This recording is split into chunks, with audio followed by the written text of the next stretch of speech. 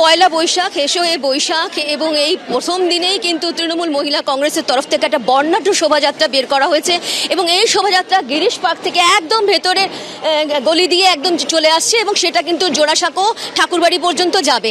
একদম চন্দ্রিমা ভট্টাচার্য রয়েছেন এবং অনেকেই রয়েছেন, স্মিতা বক্সি রয়েছেন এবং তার সঙ্গে একদম তৃণমূল কংগ্রেসের যারা কর্মী সমর্থক রয়েছেন এবং তাদের দেখতেই পাচ্ছ খুব সুন্দর একদম লাল পেরেশ, তার মধ্যে দেখতে পাচ্ছি একদম তারা গামছা প্রত্যেকে নিয়েছেন, হাতে শঙ্খ রয়েছে, একটা বর্ণাঢ্য শোভাযাত্রা। ক্যান্সারে নেই আর ভয়, NCRI এ হবে এর জয়। আপনাদের ভরসা নেতাজি সুভাষচন্দ্র বোস ক্যান্সার হসপিটাল। অবশ্যই এখানে রয়েছেন চন্দ্রিমা ভট্টাচার্য, জিজ্ঞেস করে নেব প্রথম দিনে কি বার্তা দিচ্ছেন একদম পয়লা বৈশাখ?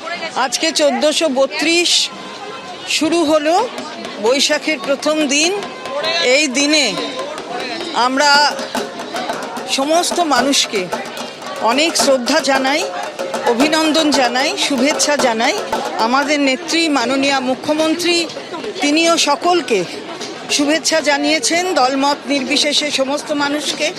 আজকে তারই পথ অনুসরণ করে আমরাও সবাইকে শুভেচ্ছা জানাচ্ছি তৃণমূল মহিলা কংগ্রেসের পক্ষ থেকে। বলছি ইতিমধ্যে কিন্তু বেশ কিছু জায়গায় আমরা ভাঙড়ে দেখেছি, মুর্শিদাবাদে দেখেছি, বেশ কিছু অশান্তির ছবি কিন্তু ফুটে উঠেছে, সেক্ষেত্রে কি না, অশান্তি যে পরিকল্পিতভাবে করা হচ্ছে সেটাও আবার বেরিয়ে এসেছে, ফলে বোঝাই যাচ্ছে যে অশান্তি পরিকল্পনা করে করা হচ্ছে।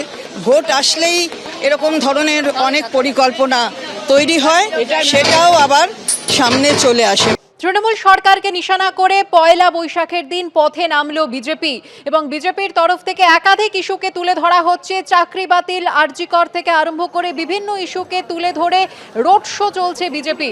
অন্যদিকে তৃণমূলেরও কর্মসূচি রয়েছে আজকে।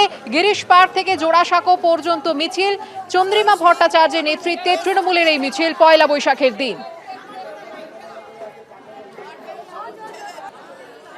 বিজেপির মিছিলের দিকে আমাদের নজর থাকবে। আমাদের প্রতিনিধি পার্থপ্রতিম ঘোষ রয়েছেন আমাদের সঙ্গে, সরাসরি চলে যাব। পার্থপ্রতিম, কি ছবি এই মুহূর্তে? দেখো, সুবোধ মল্লিক স্কোয়ার থেকে পয়লা বৈশাখে একেবারে নববর্ষের সকালে শোভাযাত্রার আয়োজন বিজেপির তরফ থেকে। বঙ্গ বিজেপির নেতারা সেখানে উপস্থিত, কিন্তু যে ছবিটা দেখাবো সেটা হচ্ছে আজকে এই শোভাযাত্রা একাধিক ট্যাবলো করা হয়েছে, যে ট্যাবলোগুলিতে রাজ্যের বর্তমানে যে সমস্যাগুলো রয়েছে এবং শাসক দলকে একবারে নিশানা করে সেখানে ডিএ থেকে শুরু করে আরজি কর থেকে শুরু করে একেবারে বর্তমানে চাকরি হারাদের যে পরিস্থিতি, সেক্ষেত্রে যোগ্য শিক্ষকদের চাকরির দাবি, সেই সমস্ত বিষয়গুলো কিন্তু একেবারে ফুটিয়ে তোলা হয়েছে। সুসজ্জিত এই শোভাযাত্রা, যে শোভাযাত্রার আয়োজন করা হয়েছে বঙ্গ বিজেপির সাংস্কৃতিক সেলের তরফ থেকে, এবং সেখানে ইতিমধ্যেই একের পর এক যে ট্যাবলো, সেই ট্যাবলো সাজিয়ে তোলা হয়েছে।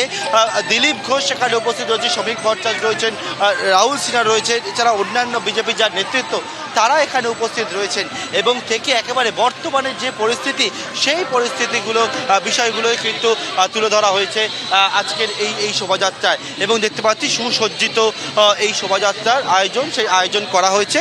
আমি দেখতে পাই দিলীপ ঘোষ তিনি উপস্থিত রয়েছেন এখানে। কথা বলে নেব। দিলীপদা, আপনাকে শুভ নববর্ষ এবং শুভ নববর্ষের সকালে আজকে রাজ্যের যে পরিস্থিতি, সেই বিষয়গুলো আপনাদের শোভাযাত্রা। দেখুন, রাজ্যের পরিস্থিতি তো খারাপ হচ্ছে, তা বলতে আমরা নববর্ষ উদযাপন করবো, এটা হতে পারে না। বাঙালিকে বাঙালিত্ব ভুলিয়ে দেওয়ার চেষ্টা হচ্ছে। যারা বাঙালি স্লোগান দিচ্ছে, তারা গুজরাট থেকে ইউসুফ পাঠানকে নিয়ে এসে বাঙালির প্রতিনিধি বানাচ্ছে। তারা বিহার থেকে কীর্তি আজাদ আর শত্রুঘ্ন সিনহাকে নিয়ে এসে বাঙালির প্রতিনিধি করে দিল্লি পাঠাচ্ছে। আমরা কিন্তু পাঠাইনি।